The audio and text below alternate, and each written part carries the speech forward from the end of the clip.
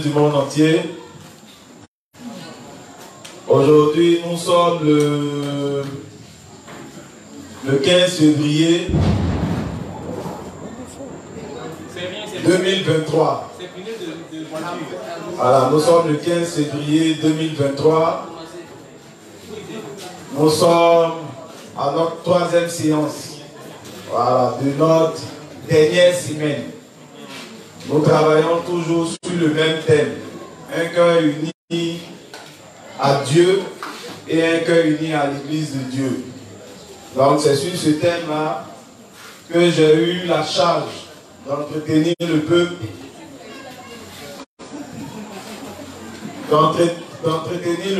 durant 3 semaines. Donc je suis à ma dernière semaine. Je prie afin que Dieu me donne la force constamment d'être présent parmi vous et qu'il éloigne beaucoup de moi le stress et qu'il fasse que je sois concentré, je sois un avec tout ce que je serai en train de faire. Donc je me présente, c'est le juste Gaudi Cédric, responsable de la zone du kilomètre 17. Donc, comme j'ai dit, nous allons poursuivre notre thème.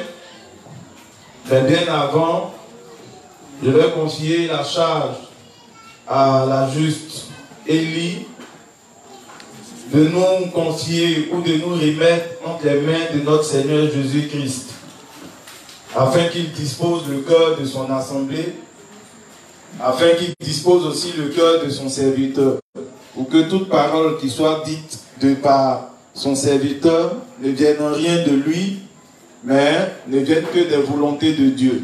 Donc Élie, tu peux. Donc les justes, on va se disposer et on va faire la confession de foi du juste. L'ancienne version. Ensemble prions. Père éternel, nous te disons tous ici merci.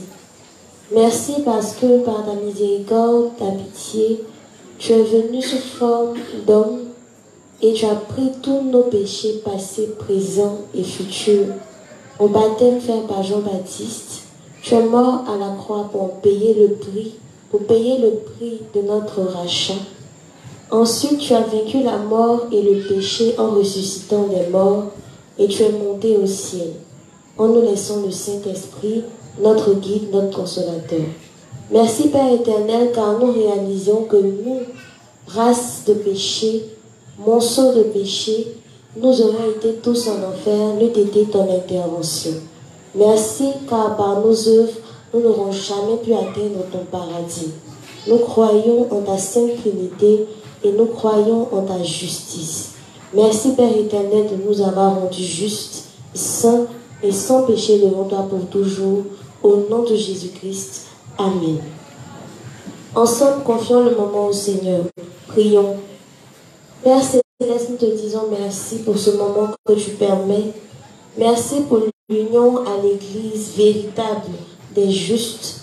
Merci pour le serviteur que tu nous as donné pour nous conduire et nous éclairer sur ton thème.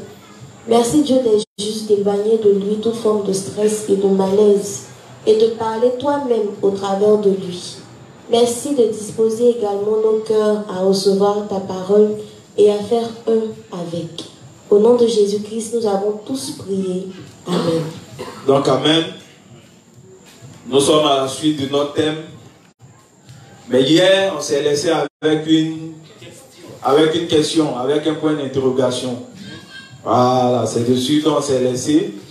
J'avais dit que, avant d'entamer ma prédication, j'allais commencer par ça. Voilà, donc je vais commencer par ça. Mais, pour mon départ, je voudrais qu'on n'oublie pas un élément, mais un élément clé, merci pour le mot, un élément important. L'élément, c'est lequel? C'est de comprendre que dans le royaume de Dieu, tout se fait selon des principes. Ça, n'oublions jamais ça. Dans le royaume de Dieu, tout se fait dans les règles de Dieu. C'est pourquoi hier, on avait pris le test de de Timothée. Rien ne se fait sans règle. Dans le royaume de Dieu, tout est question de règles. Donc, parlant de règles, je vais venir à un propos. Il y a dans le texte de Matthieu 7, il y a Jésus qui nous emmène à comprendre qu'une chose de valeur, comme c'est un être de valeur, il nous apprend toujours à comprendre des choses de valeur. Dans le Matthieu 7, il nous fait comprendre un truc. Il dit, on reconnaîtra l'arbre par quoi? Par ses fruits. Chaque fruit détermine l'arbre. C'est pourquoi dans le Matthieu 7, son verset 20, Élie, tu peux lire? Matthieu 7, verset 20. C'est donc à leurs fruits que vous les reconnaîtrez. Donc il précise, il dit que c'est donc à leurs fruits que vous les reconnaîtrez. Donc je pourrais reconnaître quelqu'un ou un vrai ou un faux serviteur de Dieu en fonction des fruits qu'il va produire. Si j'ai le fruit, il est. Si j'ai le fruit, j'ai l'arbre. Je ne sais pas si on se comprend. Hein? Si je connais le fruit, c'est que je vais connaître l'arbre. Maintenant, elle va poursuivre. C'est donc à leurs fruits que vous les reconnaîtrez. Ceux qui me disent, Seigneur, Seigneur, n'entreront pas tous dans le royaume des cieux, mais celui-là seul qui fait la volonté de mon Père qui est dans les cieux. Donc il dit que ce n'est pas tous ceux qui lui diront Seigneur, qui font la volonté de son Père. Il dit que c'est pas tous ceux qui lui disent Seigneur, Seigneur qui iront au ciel. Mais c'est ceux qui font la volonté de Dieu. Donc quelle est cette volonté-là? C'est de croire en ce que Jésus a fait. En dehors de cette volonté qu'on a, en dehors de ce fruit, tout ce qu'un serviteur de Dieu fera qui n'aura rien à voir avec ce fruit-là, est-ce que moi, connaissant le fruit, je pourrais l'appeler serviteur de Dieu? Jamais. On dit qu'est-ce qui me permet de comprendre ça? C'est le fruit. Donc c'est la connaissance du principe qui me permet de savoir que être un pasteur, celui qui travaille pour la rémission des péchés. En dehors de celui qui ne travaille pas ou en dehors de celui qui travaille pour ne pas remettre les péchés de quelqu'un, tout ce qu'il fera, Dieu me fait comprendre que ce n'est pas la vérité. Donc par la compréhension du fruit, donc du principe, je peux déterminer l'arbre. Je ne veux pas que mon frère il ait oublié ça. Donc il a demandé de savoir, la question c'était laquelle? Il demande de savoir, vu que ça a été dit que Ananias et sa femme n'hériteront point ou n'hériteront pas du royaume des cieux, il a essayé de me demander même. Et le texte de 1 Corinthiens 5, son verset 1 à 5, parlant de qui? Du jeune juste qui est allé prendre la femme de son père pour vivre avec elle.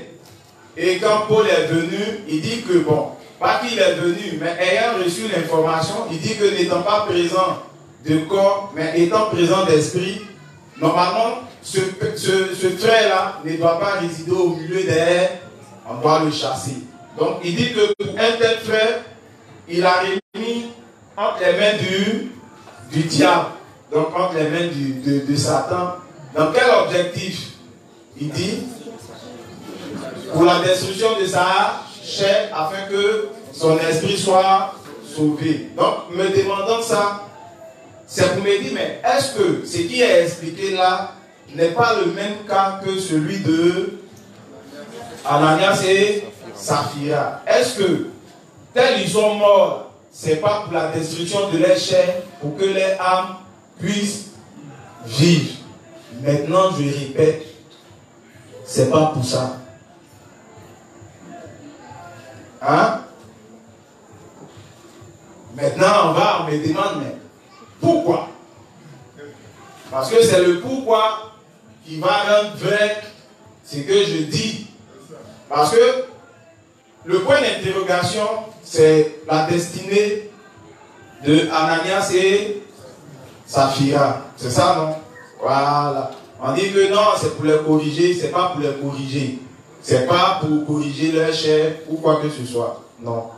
Maintenant, pour comprendre ça, on lira des éléments. Les éléments vont nous permettre de définir le fruit. Le fruit, là, c'est le principe. Du principe, là, on pourra déterminer l'arbre. Je ne sais pas si on se comprend. Le principe nous aidera à déterminer l'arbre. C'est ça, non? Donc, tu liras les principes que je t'ai demandé. Il faut commencer par le livre 6, là. La page 62, le paragraphe 3. Parce que c'est dit comme ça. Les frères, ils ont écouté, mais ils n'ont pas compris. Parce que si c'était bien compris, je pense qu'il n'allait pas trop avoir peut-être de doute ou bien d'incompréhension. Mais elle va lire et puis on va essayer de voir ensemble. Livre 6, page 62, paragraphe 3, jusqu'à la page 63, paragraphe 1. Au contraire, si nous n'unissons pas nos cœurs avec la justice de Dieu, nous ne serons pas en train de le servir. Donc tu gardes le premier point.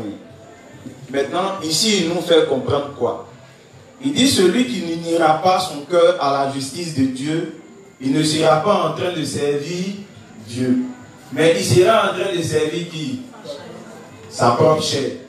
Celui qui n'a pas uni son cœur à Dieu, il sera en train de se servir lui-même. C'est pas ça? On garde ça à l'esprit. Vas-y, poursuis. Ces chrétiens qui n'unissent pas leur cœur avec la justice de Dieu aiment les possessions terrestres plus que tout. Ils ne sont pas différents des mécréants du monde. Il dit que ceux qui n'unissent pas leur cœur à la justice de Dieu, comment on les caractérise? Qu'est-ce qu'ils aiment? Ils aiment les possessions terrestres plus que Dieu. Je ne sais pas si on se comprend. Hein? Maintenant, je demande à Hilaire, dans le Matthieu 6, là, est-ce que c'est possible qu'un homme puisse aimer à la fois Dieu et à la fois Mammon? Est-ce que c'est possible? Mais maintenant, s'il arrivait à un homme d'aimer Dieu et d'aimer Mammon, la question que je me pose à moi, est-ce que ce dernier-là, il a une foi qui est correcte? Maintenant, est-ce que ce dernier, vu les 3 types ou les 4 types de sol, dans les types de sol qui étaient expliqués, est-ce que ce dernier-là pourra aller au paradis? Pourquoi? Hein?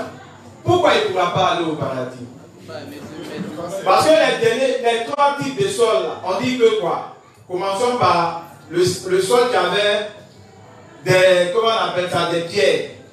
On dit que les pierres là, correspondaient à quoi? Quand Jésus explique, il dit que les persécutions, quand il arrive une petite persécution, sa foi n'étant pas enracinée là, qu'est-ce qu'il fait?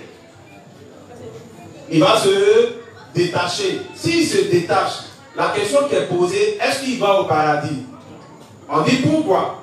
Parce qu'il n'a pas pu surmonter les persécutions du monde. Maintenant, il y a le cœur qui est épineux. Le cœur qui est épineux, là, la Bible définit ça comme quel type de cœur? C'est le cœur qui se laisse tourmenter par les problèmes du monde. Les problèmes du monde, là, il a défini ça comme étant quoi? L'amour des richesses, l'amour de l'argent. C'est pas ça? Est-ce que c'est pas ça? Hein? Maintenant, je demande. Le 3e type de sol, on dit que quand il y a eu les problèmes, est-ce qu'il est resté dans l'église? Hein? Bon, lisons le test là. Il faut prendre Matthieu. C'est Matthieu combien? Hein? Faut faire une recherche rapide. Test épineux. Ah, toi tu. Matthieu 13, à partir de Non, où Jésus explique la parabole.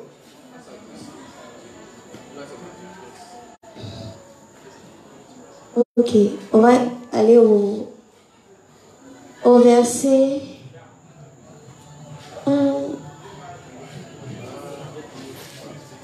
Ceux qui ont trouvé là, où il explique la parabole. À partir du verset 37. D'accord. Je lis, il répondit. On n'oublie pas, hein, il dit, le fruit nous emmène à connaître l'arbre. Si je connais le fruit, je pourrais connaître l'arbre. On n'oublie pas ça, parce que c'est la clé. Une fois que tu connais le fruit, tu peux déterminer quel type d'arbre tu as en face de toi. Hein? Vas-y, ma soeur. À partir du verset 37, il répondit, celui qui sème la bonne semence, c'est le Fils de l'homme. Le champ, c'est le monde. La bonne semence, ce sont les fils du royaume. L'ivraie, ce sont les fils du malin. L'ennemi qui l'a semé, c'est le diable. La moisson, c'est la fin du monde. Les moissonneurs, ce sont les hommes. Je sais pas ça. Ok. Merci. Je lis à partir du verset 15. Il faut prendre au verset 18 comme il dit. Vous donc, écoutez ce que signifie la parole du semeur. Lorsqu'un homme écoute la parole du royaume et ne la comprend pas, le malin vient et enlève ce qui a été semé dans son cœur. Là, c'est le premier type de sol. Maintenant, la question, celui dont ils ont arraché la sémence là, donc la sémence n'a même pas fleuri là. La question que je pose là, est-ce qu'une telle personne là, ira au paradis? Pourquoi? Donc si je vais à des funérailles d'un monsieur, ou bien je vois quelqu'un qui décède et qui n'a pas reçu la sémence de vérité dans son cœur, s'il est mort dans ma tête, là, quelle est sa destination? Est-ce que je peux imaginer un instant qu'il pourrait aller au paradis? On dit pourquoi? Parce que je connais le fruit. Donc le fruit m'emmène à connaître l'arbre. On n'oublie pas. Hein, vas-y. Cet homme est celui qui a reçu la semence le long du chemin. Celui qui a reçu la semence dans les endroits pierreux, c'est celui qui entend la parole et reçoit aussitôt avec joie. Mais il n'a pas de racine en lui-même, il manque de persistance et dès que survient une tribulation ou une persécution à cause de la parole, il y trouve une occasion de chute. Donc si je suis avec un frère qui était uni à nous dans les départs, et puis à cause des moqueries, à cause des injures, à cause de la persécution, il se retire de l'église et qu'il aille vivre sa vie loin de l'église. Bon, ce frère-là, je prends un exemple, s'il meurt, est-ce qu'il ira au paradis? Pourquoi? Parce que la parole n'a pas été enracinée dans son cœur. Donc on garde ça à l'esprit. Hein, vas-y.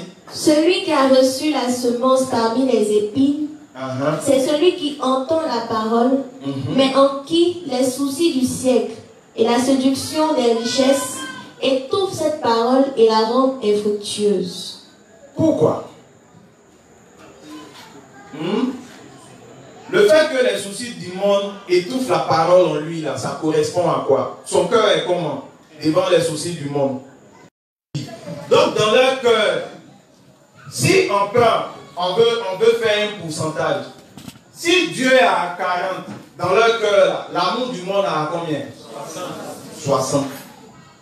Ça veut dire qu'ils aiment les choses du monde plus que l'œuvre de Dieu. Dans le tri, comme le livre 13 l'indique, il dit qu'un tel juste est considéré comme quoi dans le royaume? Un mécréant, dans le tri, là, on dit qu'il est méchant.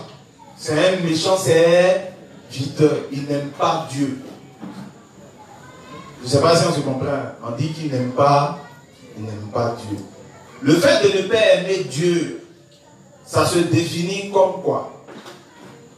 Le fait que lui n'aime pas Dieu, ça se définit comme quoi? Ça se définit comme dans son cœur, en même temps que Dieu est là, en même temps que le monde est est là. Donc il a un cœur qui est partagé en deux. Il faut qu'on garde ça à l'esprit. Hein. Voilà. Il a un cœur qui est partagé en deux. Maintenant, le problème de ce gars, c'est pas sa chair. Hein, son problème n'a rien à voir avec sa chair. Son problème a à voir avec sa foi. Son problème, lui, c'est pas sa chair. Son problème, c'est sa foi même qui a problème. Parce que sa foi n'est pas correcte. Sa foi est mélangée. En même temps avec Dieu, en même temps avec le monde. Mais Dieu ne peut pas être dans le cœur d'un juste pareil que le monde. On demande, mais pourquoi? Est-ce que le monde nous accorde la rémission de nos péchés? Maintenant, qu'est-ce qui peut être plus grand que la rémission des péchés? Rien. Donc celui qui met au même niveau le monde que Dieu, il est en train de dire que tel Dieu est, c'est comme ça que le monde est. Sa foi n'est pas correcte, c'est une mauvaise foi. Je ne sais pas si on se comprend. Hein? Voilà, donc tu poursuis. Les possessions matérielles n'ont pas la valeur nécessaire ou le pouvoir de prendre le contrôle de la vie des gens. Seule la justice de Dieu peut nous donner le pardon des péchés. Voilà pourquoi il précise. Il dit c'est seule la justice de Dieu qui peut nous donner le pardon des... Donc ce qui doit être grandement assis dans le cœur d'un homme ou d'un juste, c'est quoi? C'est la justice de Dieu première. C'est ce qui doit couvrir tout le cœur. C'est dans la parabole de comment on appelle ça? Du semeur. C'est le 4e type de terre, de sol. C'est celui-là qui a compris qu'en dehors de l'évangile, il n'y avait rien sur terre qui doit avoir de la valeur. Donc, raison pourquoi il a commencé à travailler pour l'œuvre contrairement aux autres. Les autres, en même temps qu'ils croyaient, ils avaient une attache avec le monde. On dit ces 3 types de sols-là, il leur sera difficile d'aller au paradis. On dit pourquoi? Parce qu'ils sont séparés des volontés de Dieu. Élie. Seule la justice de Dieu peut nous donner le pardon des péchés, la vie éternelle et les bénédictions. Les choses matérielles ne valent pas notre vie. Nous devons nous rendre compte que si nous nous unissons à la justice de Dieu, nous vivrons aussi bien que nos voisins. Amen. Donc tu prends le second.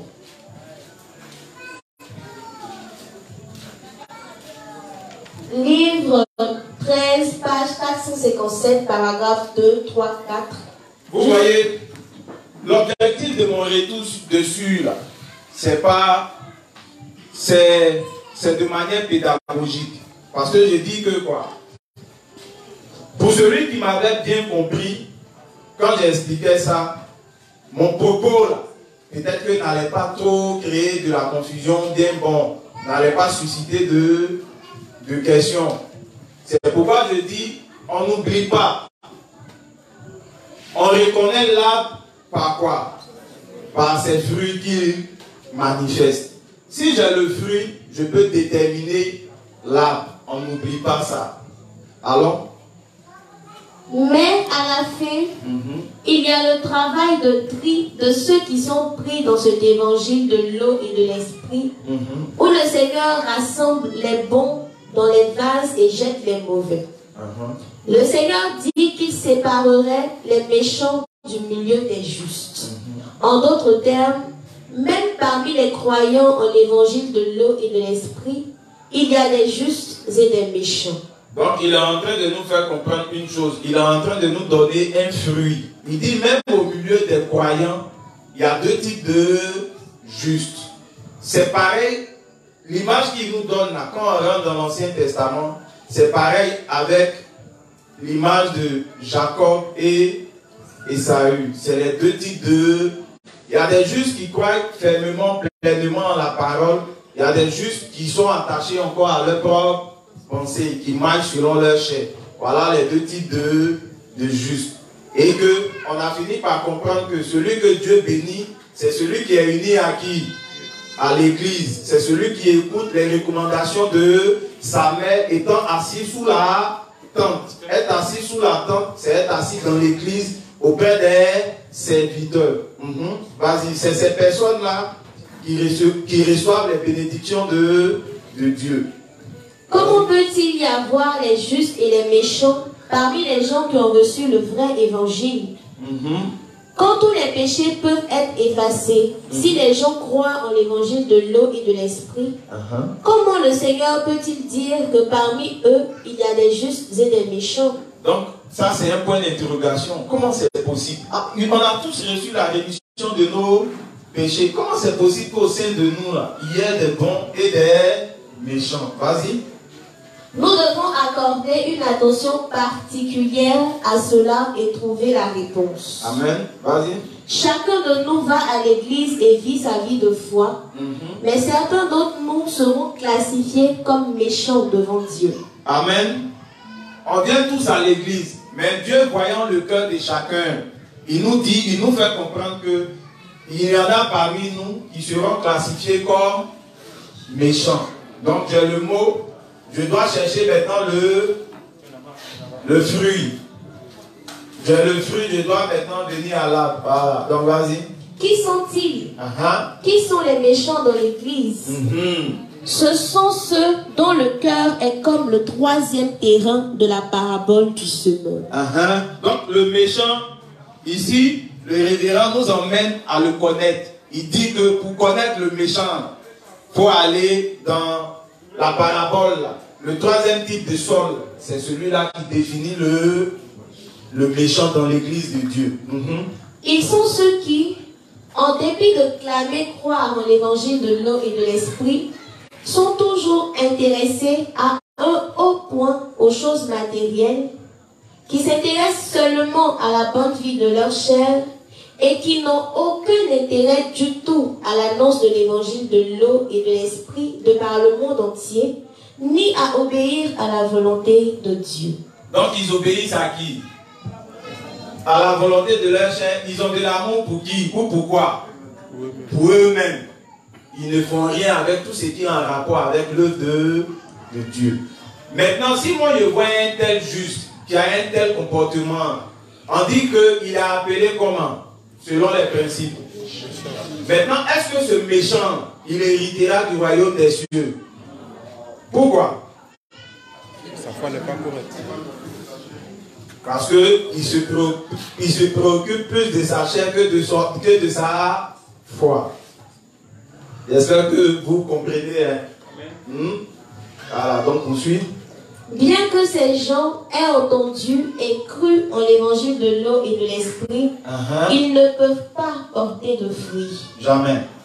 Aux yeux du Seigneur, ils sont méchants car ils n'ont pas uni leur cœur à son œuvre par la foi. Donc aux yeux du Seigneur, ils sont comment? On dit ils sont méchants parce qu'ils n'ont pas uni leur cœur à la volonté de Dieu. Maintenant, elle va prendre un test. Le livre 58. Livre 58, page 285, paragraphe 3, jusqu'à la page 286, paragraphe 1. Le cœur du saint au cœur. Je lis. Vas-y. Combien d'argent quelqu'un peut-il mettre de côté pour lui-même? Une telle personne aurait-elle la paix de l'esprit si elle cachait de l'argent qui aurait dû être utilisé pour Dieu? Si quelqu'un cache de l'argent comme Ananias et Saphira, comme ayant de l'argent qui appartient à soi et de l'argent qui appartient à Dieu, combien cette personne sera mal à l'aise durant toute sa vie entière? Tout saint né de nouveau ne peut pas avoir la paix de l'esprit s'il y a des choses qui lui appartiennent et des choses qui appartiennent à Dieu. La vérité, c'est que vous aurez la paix de l'esprit si vous servez l'évangile de l'eau et de l'esprit comme priorité absolue. Mais n'aurez pas la paix de l'esprit si vous pensez constamment à la façon de partager votre argent avec Dieu. Rapidement, votre esprit se détachera de Dieu. Les gens qui croient en Dieu, mais ne savent pas comment vivre en unité avec l'évangile, finissent par laisser Dieu. Ce genre de gens luttent seulement pour leur propre but. Vous avez entendu? Est-ce que vous avez compris? Merci. Donc il faut lire une deuxième fois. c'est la clé. Hein. Voilà, c'est la clé, donc il faut prêter attention. Combien d'argent quelqu'un peut-il mettre de côté pour lui-même? Une telle personne aurait-elle la paix de l'esprit si elle cachait de l'argent qui aurait dû être utilisé pour Dieu? Maintenant, il pose la question. Il demande une telle personne l'argent qui doit être normalement utilisé pour Dieu, là, si la personne là, met ça dans sa poche ou la personne garde ça, la question qu'il pose, est-ce que la personne aura la paix? L'argent qui doit être utilisé pour l'œuvre de Dieu, là, si quelqu'un met ça en poche, il garde ça pour lui-même, est-ce qu'il pourra avoir la paix? Maintenant, pourquoi? Hein? Il est en train de voler Dieu. Maintenant, de son vol, ce qui fait qu'il n'a pas la paix, de son vol, ça veut dire que son cœur est partagé entre Mammon et Dieu. Je ne sais pas si vous comprenez. C'est pourquoi quand le révérend exprime ce fait, il va nous ramener à Ananias et Saphira. J'ai le fruit. Je suis en train de comprendre le fruit. On dit que de telles personnes ne pourront jamais avoir la paix. Mais à quel moment un juste ou une personne peut avoir la paix? C'est quand son cœur est rempli des volontés, est rempli même de l'évangile. On prend ça simplement. C'est pourquoi quand Christ vient, quand les apôtres sont effrayés, il leur dit quoi? Recevez la paix. Donc l'assurance du salut. On dit que ce personnage-là ne peut jamais être en paix parce qu'il n'aura pas l'assurance de son salut. Pourquoi? Parce que son cœur est partagé entre lui et le monde. Maintenant, un cœur partagé entre lui et le monde, ça revient à Salomon. Est-ce que vous comprenez? Le cœur qui est partagé, ça revient à Salomon. Maintenant, pourquoi? Salomon a le vrai Dieu. Mais qu'est-ce que Salomon a fait en dehors de l'autel du vrai Dieu? Salomon a allé concevoir d'autres autels. Est-ce que vous comprenez? Les autres autels qu'il a conçus, là, on dit c'était à l'honneur de qui? Le Dieu de ses femmes. Ça veut dire que dans le cœur de Salomon, en même temps il y avait Dieu, en même temps il y avait l'amour des choses du monde. Je ne sais pas si vous comprenez. Hein. Maintenant, on dit, Salomon va en enfer, pourquoi? Parce que Salomon s'est détourné du vrai Dieu en allant vers les faux. Parce que dans le cœur de Salomon, en même temps qu'il y avait l'évangile, il y avait plusieurs faux. Avoir plusieurs faux dieux, là, ça veut dire qu'on peut retrouver le salut partout. Mais est-ce que l'argent peut satisfaire le cœur d'un homme comme le salut satisfait le cœur d'un homme? C'est impossible. Je ne sais pas si vous comprenez. Hein. Maintenant, je vais expliquer un fait et puis je reviens. Vous avez vu l'attitude de Salomon. Le problème de Salomon, ce n'était pas sa chair. Le problème de Salomon, c'était sa foi. C'est la foi, c'est là-bas qu'il y avait problème. Mais ce que je pose comme question, est-ce que son papa David, là, il n'a pas tué un soldat pour prendre sa femme? Il a péché, non? Mais est-ce que pour son péché, là, il a été chassé de la face de Dieu? Mais est-ce qu'il n'a pas été corrigé par Dieu? Mais pourquoi son fils, là, au lieu d'être corrigé par Dieu, comme son père, il a été rejeté par Dieu? Au fait, je suis en train de vous amener à comprendre un fait. C'est tout le 1 Jean 5, le verset 16. Le 1 Jean 5, verset 16, là, on dit qu'il y a deux types de péchés. Il y a un péché qui est pardonnable et puis il y a un péché qui n'est pas pardonnable. Le péché qui n'est pas pardonnable, c'est le péché d'unir Dieu à d'autres dieux. Ou c'est ce qu'on va appeler le blasphème contre le Saint-Esprit. Ananias et Saphira, l'attitude qu'ils ont eue, ils étaient en train de blasphémer contre le Saint-Esprit parce que dans leur cœur, il y avait d'autres dieux qui étaient assis dedans en dehors du vrai Dieu. C'est pourquoi dans le texte de 1 Corinthiens 5, le fait qui est entré que Paul dit d'aller dans les mains du diable pour recevoir le châtiment pour ne pas que sa chair meure et son esprit meure. Le péché qu'il commet, pour lequel on le frappe là, c'est pas un péché qui est lié à sa foi. Je ne sais pas si on se comprend. Hein? Le péché qu'il commet, comme David, le péché qu'il a commis, c'était pas un péché qui était lié à sa foi. Ça veut dire qu'il avait la foi, mais il était en train de manifester quoi? Ses faiblesses. Et quand un juste se voit en train de manifester ses faiblesses, qu'est-ce que Dieu fait au juste? Il va le corriger avec la verge des hommes. Pour un tel type de péché, pour ne pas qu'il perde sa foi, le frère, Dieu va le confronter à beaucoup de problèmes. Mais Dieu ne va pas retirer la foi à ce frère-là, parce qu'à l'origine, son problème n'est pas la foi. Son problème sont ses faiblesses. Mais dans le cas de Ananias et Saphira, le problème, c'est dans la foi qu'il y avait problème. Dans la foi, ils avaient fait asseoir d'autres dieux. Il faut prendre un acte 5, là, le verset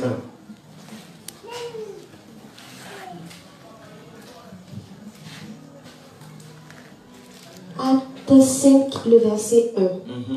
Mais un homme nommé Ananias, avec Saphira sa femme, vendit une propriété et retint une partie du prix, sa femme le sachant. Puis il apporta le reste et le déposa aux pieds des apôtres. Pierre lui dit, Ananias, pourquoi Satan a-t-il rempli ton cœur au point que tu montes au Saint-Esprit et que tu aies retenu une partie du prix des champs? Parce que le problème, c'est pas à l'homme, il est entré et menti. Hein? C'est au Saint-Esprit même qu'il est en train de mentir. Ça veut dire qu'il est en train de mentir au Saint-Esprit. C'est corrompre son cœur avec les choses du monde. Son cœur était partagé avec les choses du monde. Hein? Poursuis. S'il n'avait pas été vendu, ne te restait-il pas? Et après qu'il ait été vendu, le prix n'était-il pas à ta disposition? Comment as-tu pu mettre en ton cœur un pareil dessein? Ce n'est pas à des hommes que tu as menti. Au fait, Dieu, par ses apôtres, il sépare. Il dit, ce n'est pas à des hommes que tu as menti. Le problème, ce n'est pas un problème charnel. Le problème d'Ananias n'est pas charnel. Le problème d'Ananias est spirituel. Hein, vas-y. Mais à Dieu. C'est à Dieu même qu'il a menti. Mentir à Dieu, c'est mélanger Dieu à d'autres dieux. C'est pareil que Salomon. Salomon a menti à Dieu parce qu'en dehors de Dieu, il avait élevé d'autres autels. C'est mentir à Dieu. Donc quand je dis que Ananias et Saphira n'hériteront point du royaume des cieux, c'est en fonction de toute la connaissance des fruits que j'ai qui m'emmène à ce point. Maintenant, je veux que tu reprennes même le livre, là. Ce que tu étais en train de lire. Combien d'argent quelqu'un peut-il mettre de côté pour lui-même? Une telle personne aurait-elle la paix de l'esprit si elle cachait de l'argent qui aurait dû être utilisé pour Dieu? Pourtant, ça c'est l'attitude d'Ananias et Saphira. Hein, vas-y. Si quelqu'un cache de l'argent, comme Ananias et Saphira, comme ayant de l'argent qui appartient à soi et de l'argent qui appartient à Dieu, combien cette personne sera mal à l'aise durant toute sa vie entière? Tout saint né de nouveau ne peut pas avoir la paix de l'esprit s'il y a des choses qui lui appartiennent et des choses qui appartiennent à Dieu. La vérité, c'est que vous aurez la paix de l'esprit si vous servez l'évangile de l'eau et de l'esprit comme priorité absolue. Tu vois un peu, non? Parce que le mot, il est fort. Il dit si on sait l'évangile d'eau et d'esprit comme priorité, ce qui revient à dire que Ananias et Saphira, les priorités absolues, ou bien les priorités n'étaient pas l'œuvre de Dieu. Ils avaient un cœur qui était partagé, qui était séparé. Mais vous n'aurez pas la paix de l'esprit si vous pensez constamment à la façon de partager votre argent avec Dieu. Rapidement, votre esprit se détachera de Dieu. Il dit rapidement qu'est-ce qui va se passer. Un tel esprit va se détacher de... Mais pourquoi? À cause de l'amour du monde. C'est pourquoi Jean peut nous dire quoi? Celui qui aime le monde, l'amour de Dieu ne demeure pas dans son cœur. C'est le principe. Celui qui aime le monde, l'amour de Dieu ne peut demeurer dans son cœur. Donc, par l'acte de Ananias et sa femme, on peut déterminer la position de leur cœur. C'est des personnes qui avaient un cœur c'est des personnes qui n'aimaient pas Dieu, qui ne faisaient pas de Dieu leur priorité. Hein? Vas-y. Les gens qui croient en Dieu, mais ne savent pas comment vivre en unité avec l'évangile, finissent par laisser Dieu. Voilà la conséquence. Il dit que de telles personnes finissent par laisser Dieu. Donc déjà par la conséquence, je sais pourquoi Pierre a permis qu'il meure sur le champ. Parce que leur foi n'était pas correcte. Ce genre de gens luttent seulement pour leur propre but. Amen. Il faut prendre le second. On termine avec. Livre 31, page 187, paragraphe 2, de la ligne 7 à la ligne 12, jusqu'au paragraphe 3, version papier. Je lis. Si nous devions tomber dans le piège de l'amour du monde, des proportions égales à l'amour du Seigneur, alors nous finirons par oublier de suivre le Seigneur et nous aurions la pensée que son retour est retardé et nous serions alors indulgents envers nous-mêmes dans de l'autocomplaisance. Quand le Seigneur reviendra dans un temps comme cela, ces gens recevront leur part avec les hypocrites. Donc, nous ne devons jamais mener ce genre de vie. Bien que nous puissions parfois trébucher, puisque nous ne sommes qu'humains, nous ne devons jamais aimer les choses du monde, mais nous devons nous rappeler combien le Seigneur nous aime et nous devons croire en cet amour du fond de notre cœur. Amen. Puisque le Seigneur est un Dieu jaloux et envieux. Parce que le mot est fort. On dit c'est un Dieu quoi? Jaloux. La jalousie s'exprime comment? À quel moment peut dire qu'il est jaloux? Hein? S'il te voit avec un autre gars, c'est là qu'il y a la jalousie dans son cœur. Donc, quand Dieu voit dans le cœur d'un juste, en même temps Dieu, lui, et l'amour de l'argent, effectivement, la jalousie va venir dans le cœur de Dieu. Parce que ce dernier-là, en plus de lui, Dieu, il ne trouve pas la satisfaction dans son cœur. Il est obligé d'ajouter à Dieu un autre Dieu. C'est qu'il y a un problème au niveau de sa foi. C'est pourquoi il te dit que de telles personnes finiront par s'éloigner de Dieu. Parce que leur cœur, comme je le répète, est séparé. Mais l'attitude qu'il manifeste là, c'est l'attitude qu'on a vue dans l'acte de Ananias et Saphira. Donc une fois que tu as la compréhension de ça, tu peux revenir à l'arbre. Parce qu'on dit que de telles personnes finiront par s'éloigner de Dieu. Donc le fait que Adam et Pierre les consument à l'instant, ça veut simplement dire que eux, avec l'attitude qu'ils ont, ils n'iront pas au ciel. Maintenant, quand on revient aux frères de 1 Corinthiens 5, pour ce dernier, je répète, c'est toute l'expression de David. David avait sa foi. Mais David, c'est comme il a dit ici, David était aussi faible dans la chair. C'est pourquoi il dit qu'on peut trébucher. Mais ce qu'on ne doit pas omettre, même quand on trébuche en tant qu'homme, c'est le salut qui doit être la priorité dans nos cœurs. On peut être faible, mais on ne doit pas ajouter un autre Dieu dans nos cœurs. Le faisant, nous sommes en train de commettre le péché de l'idolâtrie. Commettre le péché de l'idolâtrie, c'est mettre un autre Dieu au même niveau que le vrai Dieu.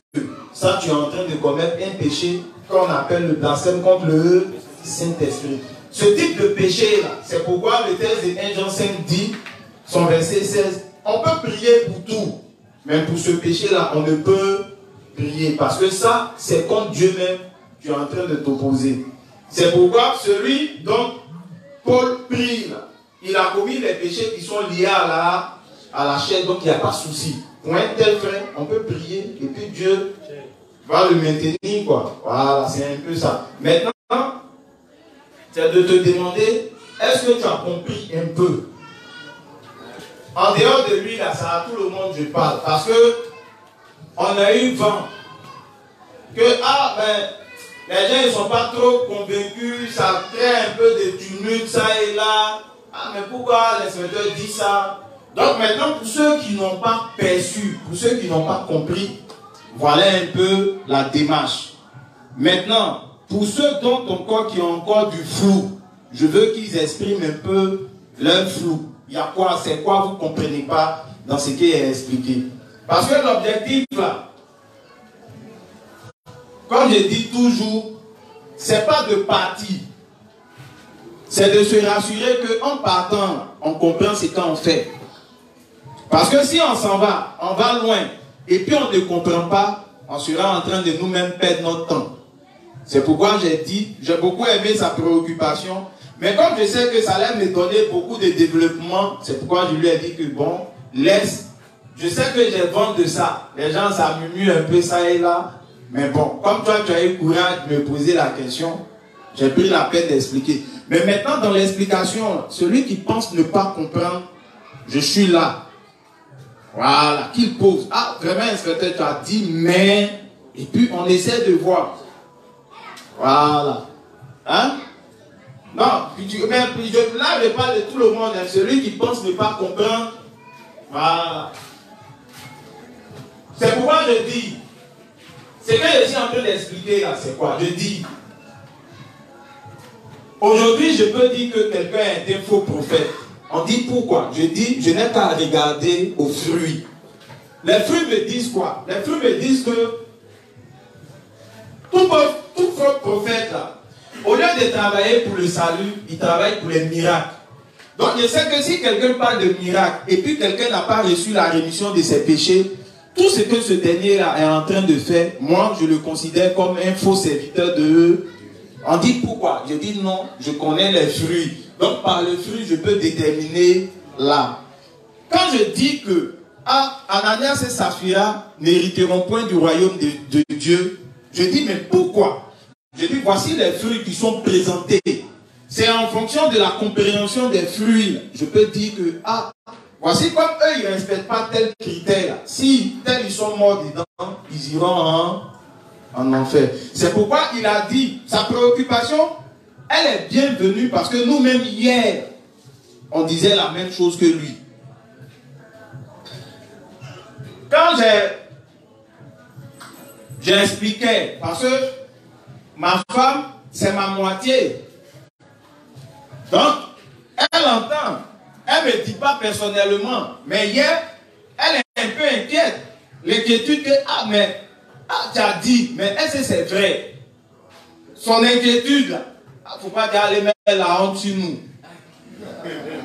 Donc, de par ces propos-là, on a dormi dessus. J'étais en train de lui expliquer et puis on a dormi. Mais elle a dit une chose. Elle dit que, vraiment, mais est-ce que ça la même là?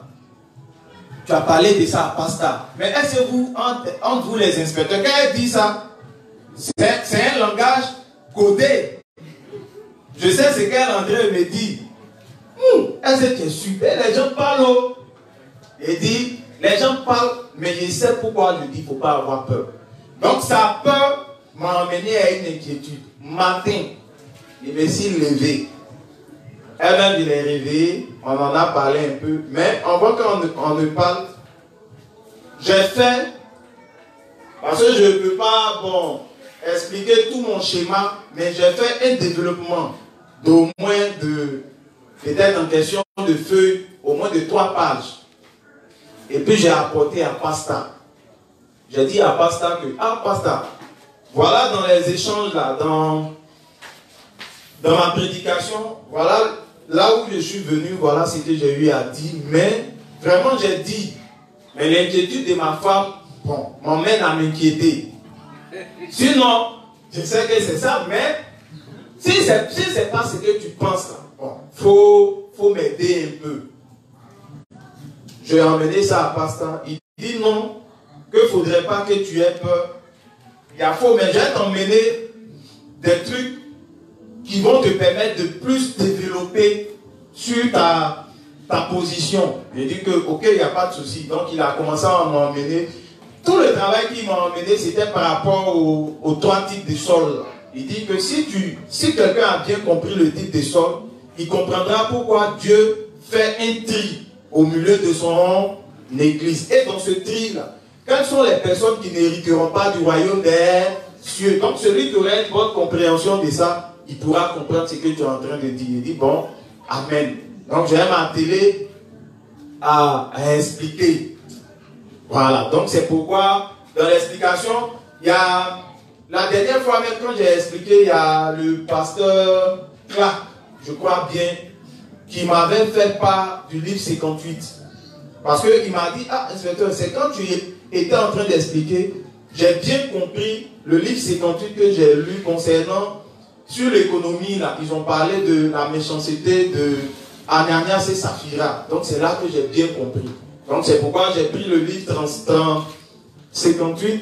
Le livre 31, c'est ce qu'on a lu là, non? Là, c'est le père Asamoah qui m'a emmené ça pour compléter à la liste. Pour dire que tu vois, ce que tu es en train de dire, c'est conforme. Pourquoi? Parce que de telles personnes là, voici ce qui se passe dans le cœur de Dieu. Il y a la jalousie. Quand un cœur est partagé entre le monde et Dieu, on dit de tels justes là ne pourront pas hériter du royaume des cieux. Donc c'est avec ces luminaires là que j'ai fait le travail. C'est pourquoi je dis, celui qui a encore du flou, il peut soumettre et puis on essaie d'expliquer quoi. Il est, c'est bon. Voilà. Donc si il est, c'est bon. Si quelqu'un dit ne pas avoir de préoccupation, il nous reste quelques minutes là. On va vite partir à notre thème. On s'était arrêté à la page combien? Livre 13, page 465, paragraphe 4. Ah, il y a une préoccupation. Hein, Rodrigue, vas-y.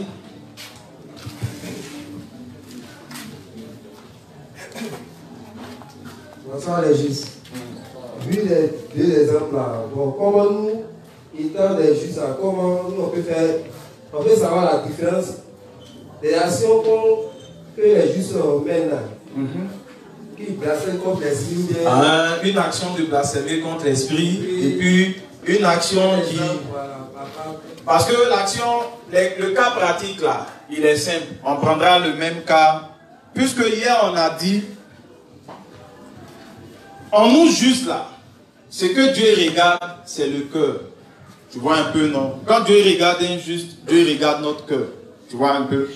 Quand Dieu regarde notre cœur, là, si dans notre cœur, l'amour du monde est plus que Dieu, c'est pourquoi dans le livre, j'ai pas le numéro du livre, mais on avait parlé du pourcentage. On avait parlé de 50-50.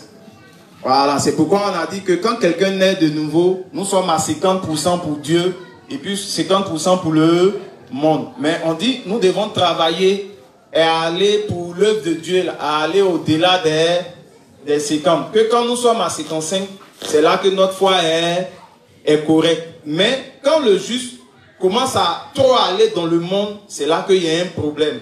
Ça veut dire qu'au niveau de sa foi, il a commencé à aimer plus les choses du monde que les choses de Dieu. Maintenant, quand le juste commence à aimer plus les choses du monde que les choses de Dieu, il sera là, mais il sentira comme un grand vide au-dedans de son cœur. Pourquoi? Parce que la lumière qui est censée éclairer son âme, son cœur, sa chair, ne parvient pas, parce qu'il y a une chose qui bloque ça. La chose qui bloque là, c'est cette chose auquel il est attaché. Je ne sais pas si tu comprends, Rodrigue. On dit, pour comprendre qu'un juste aime les choses du monde plus que Dieu, hein?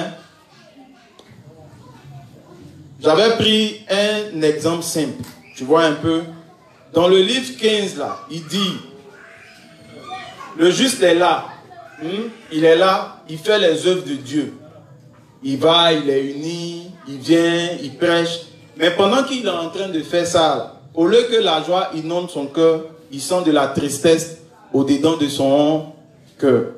Le révérend nous fait comprendre que cette tristesse-là vient parce que ce juste-là, il est à la recherche de quelque chose en dehors du salut. C'est pourquoi j'avais pris un exemple simple de quelqu'un qui a commencé à aimer une fille. Tu vois un peu, non? Il aime la fille. Il aime la fille à telle enseigne que il ne peut pas passer une journée sans écrire à la fille. Donc, leur union, ça commençait à tellement prendre son cœur. Matin, il se lève, il peut ne pas prier. Mais s'il n'écrit pas à la fille, il ne se sent pas à l'aise. Tu vois un peu, non? Et puis, un matin, la fille vient lui dire, c'est fini entre nous. Quand la fille lui dit, c'est fini entre nous, là, il est à l'église, il est avec nous, mais il n'est jamais là. La seule chose qui le maintient, quand tu le vois, il est là, mais il n'est pas là. Et puis, tu peux même le prendre, vous partez faire front. Mais, même quand la personne naît de nouveau, il n'est pas heureux. Au-dedans de lui, là, il sent un vide. Tu sais pourquoi il sent le vide? Il sent le vide parce qu'il a commencé à aimer une chose plus que Dieu. Donc cette sensation, c'est pourquoi dans le livre 15, le révérend dit que c'est comme une sensation, la personne va suffoquer. Ça veut dire qu'il sent, il n'est pas à l'aise, quoi. Voilà, il est étouffé un peu, tu vois un peu, non? Il n'est pas à l'aise. Il dit que quand un juste arrive à ce point-là, c'est un signalement pour dire que tu as commencé à aimer une chose plus que ça peut être ton téléphone, ça peut être l'argent. Mais il dit dans ce cas-là, quand ça vient, c'est d'admettre, comme ce que j'ai dit hier, et puis c'est de dire à Dieu qu'à la vérité, rien ne doit avoir plus de valeur que toi dans mon cœur. Parce que c'est en toi que j'ai reçu la rémission de mes péchés. Et tu fais ta confession de foi et tu travailles à réallumer ou réactiver la flamme de l'évangile dans ton cœur pour dire que c'est toi le vrai Dieu. Mais quand si tu ne travailles pas à faire ça, tu vas te sentir vide. Tu vois un peu, non? Tu vas te sentir vide. Maintenant, ça c'est le cas où la foi commence à être affectée. Maintenant, il y a un autre cas. Voilà, le frère, c'est un joueur de jeu hasard. Tu vois un peu, non? Ça c'est le frère qui a pris, l'image du frère qui a pris la femme de son papa et il l'a mis dans son foyer. Lui, c'est un joueur de jeu hasard. Au lieu d'être uni à l'église, il préfère dans tous les jeux hasard. Quand il finit de prendre jeu hasard, s'ils l'ont bouffé, là où ils s'en perdent le temps, c'est au Bel Air. Tu vois un peu, non? Il finit de prendre Bel Air. À ce Bel Air, là, il vient au Bel Air pourquoi? Il allait 5 000 au jeu, ils l'ont bouffé, ils lui ont donné 100 francs, ils l'ont tassé. Donc, pour oublier, là, il vient au Bel Air, il prend son petit, et puis il va cogiter, il va réfléchir. Tu vois un peu, non? Le tel gars, là, il va commencer, et puis son attitude, là, puisque quand il va commencer à rentrer dans les bélodromes, c'est les discussions, comme ça, il sera en train de ternir l'image de l'église. Donc, pour un tel frère, moi, j'ai la responsabilité de prier afin que Dieu lui crée beaucoup de problèmes, de peur que sa foi prenne un coup. Dans tout ce que nous sommes en train d'expliquer là, c'est pourquoi je dis, nous sommes dans un grand tiroir. Le grand tiroir là, a pour thème l'examen de soi. L'examen de soi dit que quoi? Que chacun de nous, on s'examine pour voir si nous ne faisons pas partie des types de sols qui sont présentés. Est-ce que, étant dans l'église de Dieu, est-ce que nous ne sommes pas en train d'aimer plus les choses de Dieu et les choses du monde que celles de Dieu? En voyant ça, la chose qui est demandée, c'est de dire à Dieu, ah Seigneur, voici je suis en train de constater telle chose, aide-moi à corriger ça dans mon cœur. Ah, comment on fait? C'est pourquoi j'ai beaucoup aimé hier le point d'interrogation du reste pour Amos. Voilà, donc l'idée c'est ça. Hein, ça va, Rodrigue? Voilà, l'idée c'est un peu ça. Ah non, bon, 50-50 là, c'est pas la peine. Bon, tu peux, vas-y, tu lis le début. Donc, livre 55, page 318. Y a-t-il 50% de votre cœur rempli de Dieu et 50% de ce monde? S'il en est ainsi, vous n'avez pas la foi correcte. Donc, il dit que s'il y a 50% de Dieu dans ton cœur, 50% du monde, il dit que cet élément-là dit que notre foi n'est pas... Pourquoi? Parce qu'on ne peut aimer une chose, même chose que c'est impossible. Quand tu vois ça, c'est qu'il y a un problème. Quand tu vois ça, c'est que tu es en train d'être pris dans le piège ou dans les filets du diable. Hein, vas-y. Si c'est impossible à ce point, cela doit être au moins à 55%. Voilà ce qui est correct. On doit, dans notre amour pour Dieu, on doit être au moins à 55. Il ne faut pas que ce soit 50%, 50%. Pourtant, quand il nous fait comprendre qu'il ne faut pas que ça soit 50%, 50%, on peut voir ça au travers d'Ananias et Saphira. Parce que ce qu'ils sont venus présenter, c'est la moitié de ce qu'ils avaient reçu. Ils ont fait égal, qui est juste, comme on le dit dans notre jargon. C'est 1000 francs, ils ont donné 500 à Dieu, eux-mêmes ils ont pris 500. On dit que ce type de foi-là n'est pas correct. Donc si un juste aime une chose du monde, même chose que Dieu, on dit c'est pas correct. Celui qui doit envahir le cœur du juste, c'est l'amour de l'évangile qu'il a reçu. Donc, tu fais la parenthèse. Il faut prendre le livre 13. On va revenir sur ce point-là, la page 46. C'est qu'on avait lu hier et puis on va poursuivre. Vous et moi avons besoin de foi en toute la parole de Dieu et nous avons aussi besoin des bénédictions abondantes de Dieu dans nos vies quotidiennes. Donc voilà ce de quoi nous avons besoin. Premièrement, de foi et de bénédictions au quotidien dans nos vies. Poursuivre. Pour combler ces besoins, nous devons d'abord croire en la parole de Dieu et vivre dans nos vies pour l'évangile. Amen. Que quelqu'un soit béni sans faire cela est impossible. Donc il dit que si quelqu'un n'a pas foi en la parole, si quelqu'un n'est pas uni à toutes les activités de l'église et qui dit être béni par Dieu, le révérend nous fait comprendre que c'est comment? C'est impossible. Le livre 60 nous dit quoi à propos de ça? Concernant la bénédiction de Jacob. On doit faire quoi?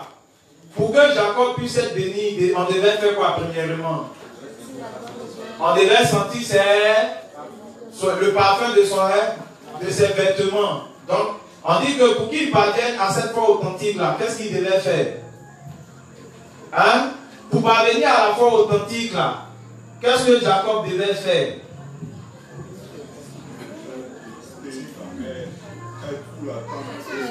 Non. Dans le livre 60, là, il y a une chose qui a été dite. On dit que après qu'on soit né de nouveau, il faut le citer. Livre 60. Je vais trouver ça rapidement. Les jours vous avez oublié quand j'ai fait l'expression du vêtement, où on doit sentir le vêtement, mais il dit sentir le vêtement, ça correspondait à quoi?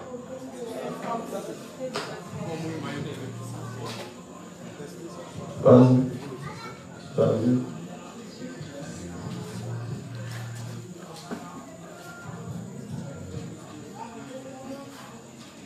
Voilà, c'est pas comment on dit ça hier.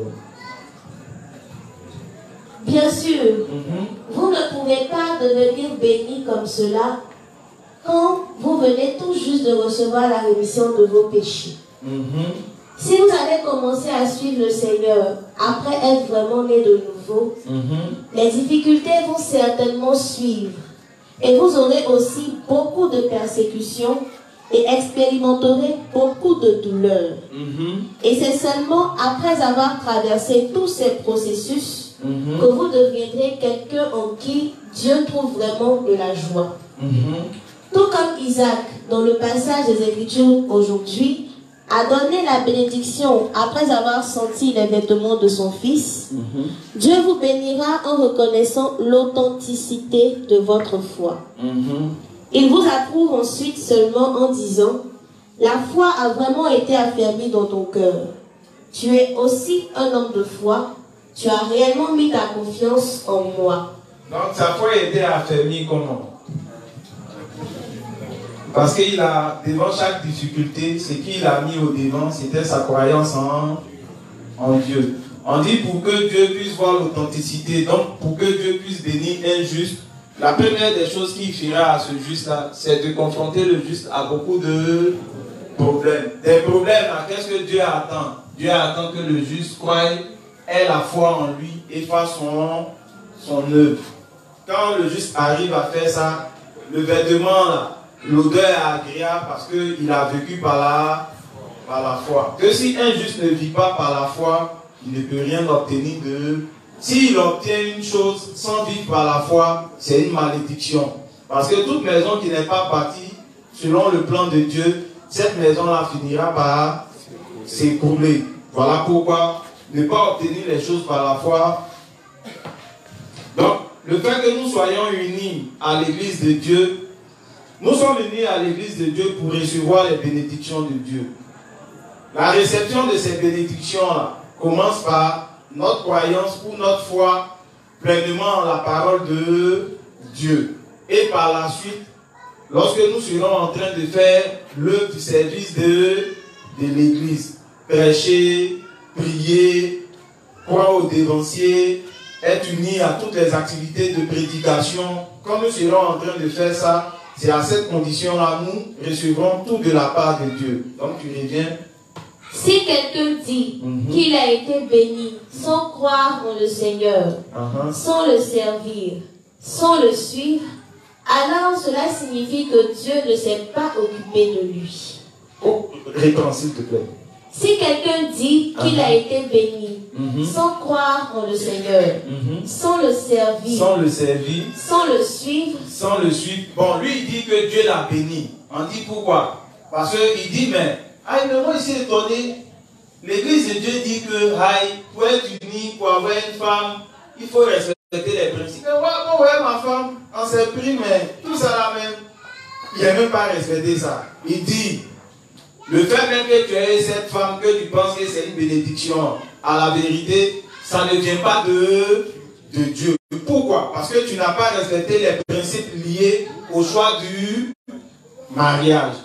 Que cette maison, comme elle n'a pas été faite selon Dieu, elle finira par s'écrouler. Parce que ce n'est pas lui qui t'a donné. C'est de ça que le principe là parle. J'ai pris le cas du mariage, puisque après le thème que nous sommes en train d'étudier, l'inspecteur qui viendra va travailler sur le mariage. Et puis c'est ce que on peut avoir une bonne paix, une bonne compréhension, quoi. Donc vas-y. Si quelqu'un dans l'église de Dieu a une telle fausse pensée et ne sert pas la vérité de l'évangile. Donc le gars il est dans l'église, pour lui, bon, on n'a pas besoin de faire tout ça. Est-ce que ça on a besoin de se lever, venir, quoi? Moi, il n'y a pas besoin de faire tout ça. Mais je sais que Dieu va me bénir. Il dit qu'une telle personne, ne recevant jamais les bénédictions de Dieu, finira par quitter l'église. Parce que Dieu ne pourra jamais bénir une telle personne. C'est pourquoi hier, je me suis attelé à dire que le Dieu que nous suivons, c'est un Dieu de principe. Marcher avec Dieu, c'est connaître ses principes. Hein, vas-y. Si quelqu'un dans l'église de Dieu a une telle fausse pensée et ne sert pas la vérité de l'évangile, il quittera l'église et périra finalement. À coup sûr. Vas-y. Être béni sans vivre par la foi est une malédiction en soi. Pourtant, on dit quoi? Du mariage jusqu'à l'évangélisation, nous avons besoin de quoi? Donc, sans foi, et quelqu'un dit qu'il est béni, le révérend nous fait comprendre que c'est une malédiction en soi. Donc tu prends le second. Livre 13, page 466, paragraphe 2. Dieu veut une communion avec les cœurs de foi qui croient en sa parole. C'est la communion spirituelle. Donc ici, la communion spirituelle est définie comme le cœur qui croit pleinement en la parole de... Tout juste qui croit pleinement en la parole de Dieu, il est en communion avec Dieu. Vas-y. Dieu connaît tout.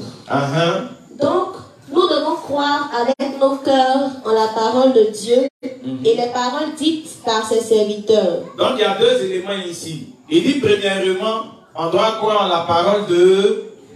Deuxièmement, on doit croire en la parole dite par les...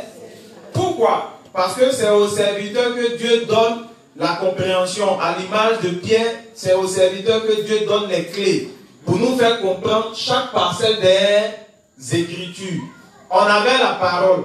On avait par exemple une parcelle des Écritures, une parole qui disait comme ça que mangez ma chair, buvez mon sang et vous hériterez du royaume des cieux. C'est grâce à la clé, donc grâce aux serviteurs, qu'on a fini par comprendre que le manger la chair correspond à quoi? Au baptême de Jésus. Le boire le sang correspond à quoi? À la mort de Jésus sur la croix. Mais avant, on avait vu, on lisait, mais on ne savait pas ce que ça voulait dire. Donc c'est les serviteurs de Dieu qui sont censés nous faire comprendre les mystères du royaume.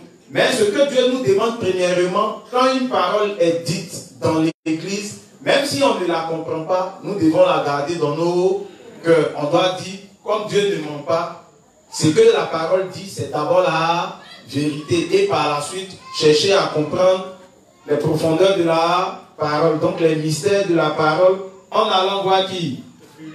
Les bulles digestives. Vas-y. Et autant que possible, nos cœurs doivent participer à son œuvre juste et s'unir pour l'évangile. Donc il y a le fait que nous soyons participants à toutes les activités de l'église. Prière. Bon, deux temps là, je ne sais pas si chacun prie dans ses autres, mais quand on arrive ici, il n'y a pratiquement personne. Bon, je ne sais pas c'est dû à quoi, si bon. Mais on doit être unis à toutes les activités. La prière, les formations, les évangélisations. Parce que ces moments sont les moments pour nous de recevoir la parole de Dieu. Dans le but de solidifier notre foi. Vas-y. Les cœurs participants peuvent comprendre la parole de Dieu immédiatement. Il dit un cœur qui est participant peut comprendre immédiatement la parole de... Pourquoi? Parce que étant unis à l'église, ayant reçu les enseignements, quand il entend une parole, déjà, il peut comprendre la profondeur de la parole. Mais pour celui qui n'est pas uni à l'église, il lui sera difficile, en entendant, de comprendre la parole. Pour ça, je vais expliquer une histoire qui m'a beaucoup marqué après ma nouvelle naissance. Après ma nouvelle naissance, je voyais Pasteur. Je le voyais, mais je ne causais pas avec lui comme ça. J'ai eu à causer avec lui fortement, ou bien comme ça, par l'intermédiaire de l'inspecteur chef. Mais, comme je n'étais pas uni à l'église, donc aux serviteurs, je vous assure que Pasteur venait matin, là où on était au bord. Quand il vient matin, il peut être là du matin jusqu'au soir, 17h, 18h. Mais la seule chose que je comprenais, ou j'entendais, ou je savais, c'était son bonjour. Ça veut dire que quand il vient, quand il dit, ah, bonjour le juste, ah, c'est dit, ça va. Tout ce qu'il va expliquer, de 17h jusqu'à 18h, et de 7h ou bien 8h jusqu'à 17h, je ne comprends rien. Donc il demande, mais celui qui m'a beaucoup aidé pour comprendre chaque parole, c'est l'inspecteur chef. Ça veut dire que quand je ne comprenais pas ce que le pasteur disait, celui qui diluait, c'était l'inspecteur-chef qui me permettait de comprendre ce que le monsieur était en train de dire. Sinon, tout ce qu'il disait, je ne comprenais rien. Mais, il y a eu un événement qui s'est passé. Plus j'ai commencé à être uni à l'eau-quoi. Plus j'ai commencé à être uni à la lecture. Plus j'ai commencé à être uni à, comment on appelle ça, à la maison ici. Quand le pasteur commençait à parler, je commençais à percevoir tout ce qu'il était en train de dire. Mon unité avec les serviteurs, donc avec l'église, m'a aidé à comprendre les paroles. C'est pourquoi celui qui est plus uni au révérend, quand le révérend donne un propos, déjà, il peut comprendre l'arrière-pensée, la pensée qui est cachée. Ça veut dire que on n'a pas besoin de lui dire, tu vois, vous voyez, il y a eu un truc. Le serviteur, il a fini de parler, il a bouclé, il ne parle plus. Ce que Dieu attend de chacun, il attend une seule chose. Peut-être que, je ne sais pas, mais peut-être chacun a fait. Il dit, il parle à son serviteur, il dit que les temps seront difficiles. Donc, commence à dire aux justes de faire des petites plantations, pour faire des petits champs pour le naturel. Les justes, ils ont entendu. Mais nombreux sont. Parce que croire, ça doit se traduire par des œuvres. Les œuvres, là, commencent. La première œuvre de notre croyance commence par la prière. Seigneur, je veux avoir mon champ, je veux avoir des éléments naturels pour pouvoir contrer ce qui arrive. Parce que comme ton serviteur l'a dit, certainement cela se passera ainsi. Maintenant, on demande à chacun, on est venu, on a parlé. Qui sont ceux qui ont travaillé pour ça ou qui travaillent pour ça? Qui sont ceux même qui ont introduit ça dans les cahiers de prière? Il y a, bon, ici, comme les frères, ils ont beaucoup honte. Mais on a parlé, on a dit. Mais quand les justes pensent que c'est peut-être que des paroles comme ça, mais comprenons une chose. Toute parole qui sort de la bouche du révérend, c'est poussé par le Saint-Esprit. C'est pourquoi quand on regarde bien là, dans l'ordre spirituel, là, quand Aaron est là, qui verse l'huile là sur Aaron? L'huile là vient d'où? Qui coule sur Aaron. L'huile là vient du ciel.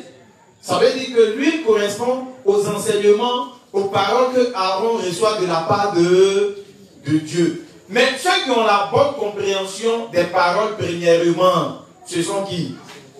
Ce sont les serviteurs, c'est l'image de la barbe.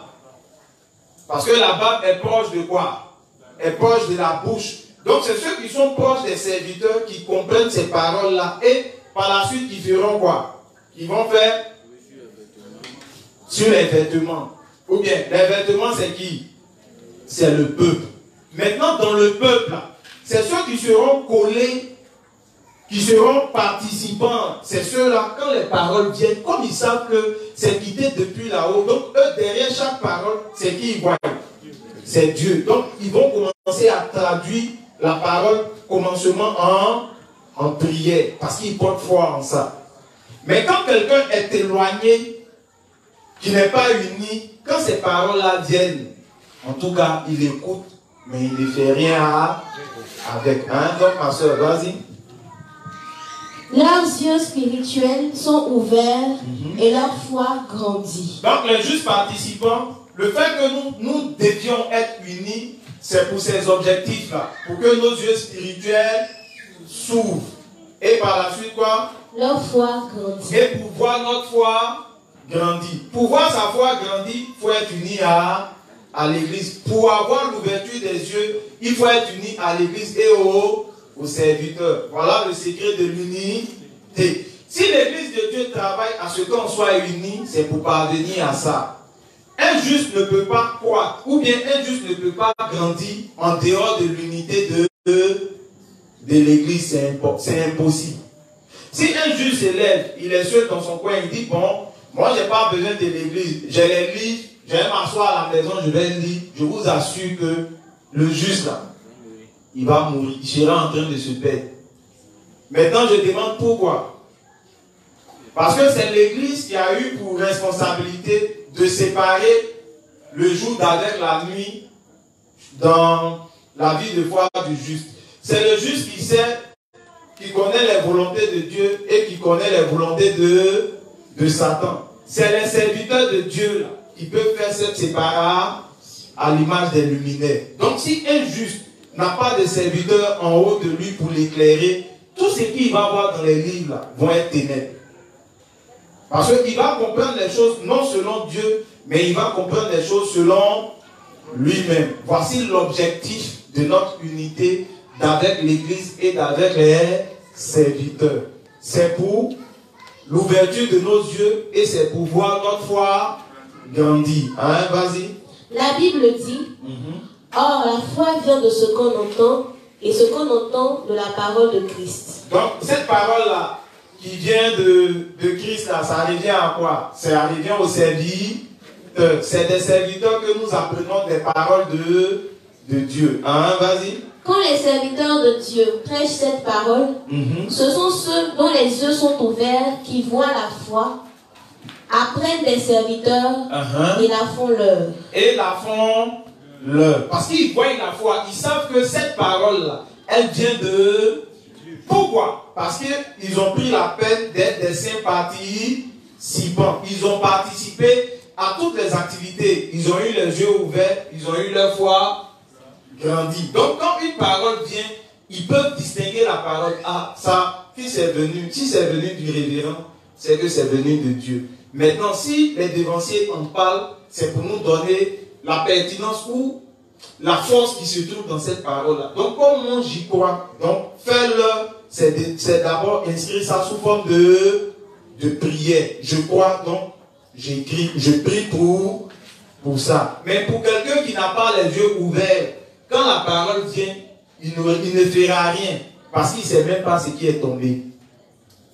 Il ne sait rien de ce qui est tombé. Mais ça vient de quoi? Ça vient du fait que les seuls jours où il est uni seulement au dimanche. C'est dimanche, il vient, quand il vient, il finit, il s'en va. Pourtant, on nous demande d'être des saints participants. Prière, parce que même la prière demande quoi?